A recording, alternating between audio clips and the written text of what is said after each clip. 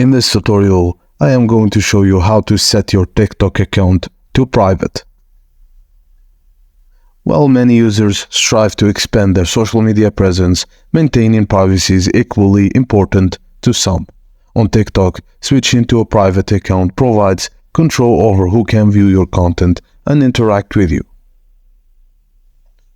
To set a private account on TikTok, open your TikTok app on your mobile device. Tap on Profile, located at the bottom right corner of the screen. In your profile, tap on the three-bar menu icon situated in the top right corner, and from there, select Settings and Privacy.